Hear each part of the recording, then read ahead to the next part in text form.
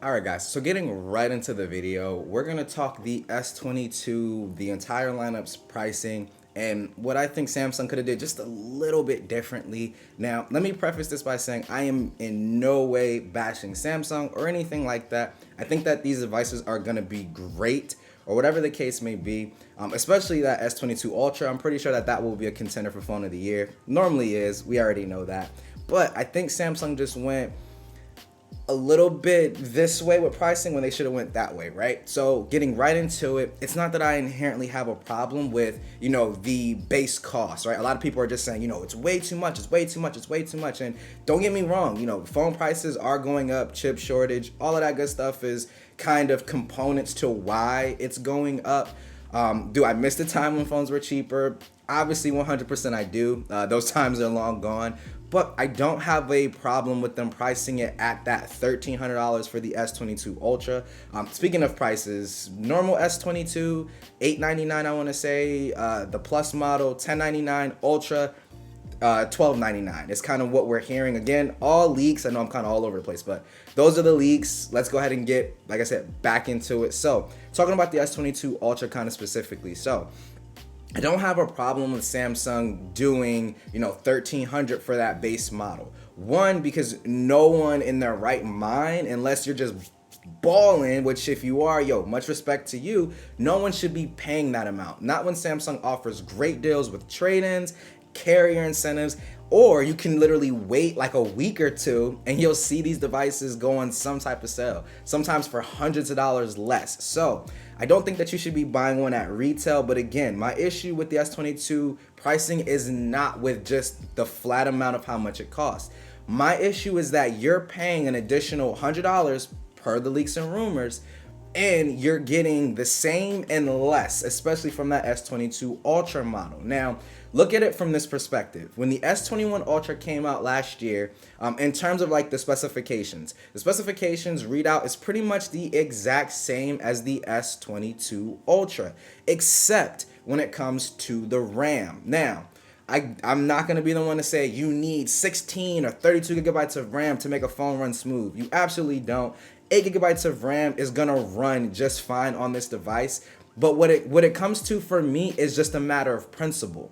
Don't offer me 12 gigabytes of RAM on last year's model, and then this year comes around, you want to take away 4 gigabytes of RAM and try to charge me $100 more. I'm not seeing the value in that, to be 100% honest, right? When you look at that $100 price difference, what are you honestly getting for it? You're getting the built-in S Pen, which I'll definitely give you that if you're an S Pen user, because if you got like the S21 Ultra, you would have had to have either got your S Pen as a pre-order bonus, or you would have had to spend additional money on it. So I'll kind of give you that, but in my opinion, having a built-in S Pen is not worth an additional $100 and having 4 gigabytes of RAM taken away from the device. Now, the way that I think Samsung could have pivoted or could have kind of done it a little bit different is to really push and market this thing as like the all-in-one powerhouse for creators, for professionals, whatever, and said, okay, for that extra $100, we're going to keep the same 12 gigabytes of RAM,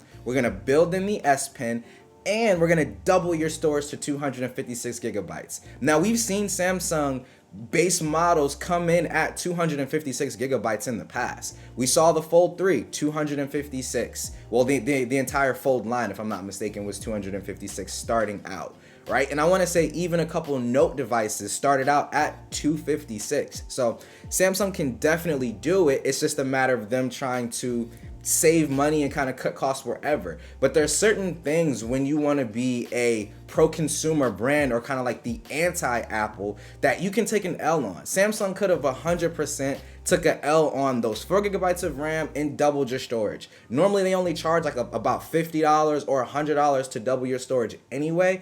So in my opinion, it's a much easier pill to swallow if you say, yes, we're charging you an additional $100, but for that $100, this is what you're going to get.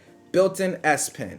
You're going to get also 256 gigabytes of storage. So we're doubling your storage. Everything else from a specification standpoint is going to stay the absolute same. If that was the conversation, I would have no issues. Wouldn't have even made this video. Would have probably made one about how I'm excited for the S22 Ultra, which probably still gonna make that video anyway. But I'm just saying, like, there comes a point where it's like we have to say, like, enough is enough. It's like you're charging people $100 more, but when I sit back and look at that $100 difference, it's like, what am I really getting? And then for someone like me, and I know a lot of you are gonna be in the same situation, so let me put it in this perspective. You have an S21 Ultra, you're gonna trade that device in. So you're trading in S21 Ultra that still works great, is still getting updates, still a fantastic device, right? You're trading that in, and you're gonna have to pay between, we'll say, $400 and $450, depending on what that S21 Ultra is valued at by Samsung. Hopefully it's like $700 or $800, but if it is, we'll say $800 at the max, you're gonna be giving that device to Samsung, and on top of that, you're also gonna be giving them like $450 to $500 when you factor in tax and everything for that S22 Ultra. So for that $450, we'll just give it the low end. What are you getting that's different between the S21 Ultra and the S22 Ultra? The only things that I can think of right off the bat would be like the boxy design, which I'm not gonna lie, that is definitely a selling point for me. I prefer the boxier design of the Note, of like the new Pixel 6 Pro, how it has like that more boxier design. I like that, so that is a selling point for me. Is it $450 worth? No, I'm gonna keep it real. It's honestly not, right? You're also getting built-in S Pen, so that's two things. Built-in S Pen, I could definitely see it for the people who use it. For me, I can count on one hand how many times I've used the S Pen between having the Fold 3 and the S21 Ultra. So S Pen being built in is cool for when I need it. Not something I'm gonna use, you know, all day, every day.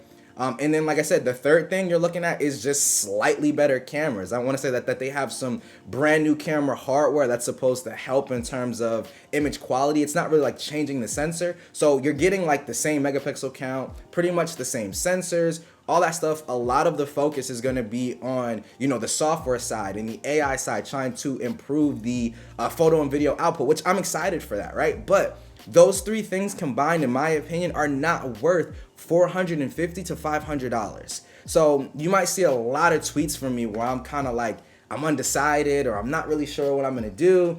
That's the reason why, because it's really, really hard in my position to trade in an S21 Ultra, spend $450 or $500. Granted, you do get some nice pre-orders, but spend that additional money on top of the S21 Ultra for a device that a big proponent of why people are so happy about it coming out doesn't apply to me. I'm not an S Pen user really, so that doesn't really apply to me. So like I said, I still am really undecided. I'm not 100% sure if I'm gonna be grabbing it, but I wanna know what you guys think down in the comment section below. Let me know, are you going to be picking up this device? And if you are you gonna be taking advantage of trade-ins? You know, are you gonna be buying it flat out for retail? Are you gonna be waiting for it to go on sale? I want to know how you guys plan on paying for this device. If it's not too personal, I know some people don't want to talk about that, but it is what it is. But that's going to do it for the video today, guys. As always, thank you so much for watching. This is Ike's Tech Talk. I'll catch you all in the next video. Peace out.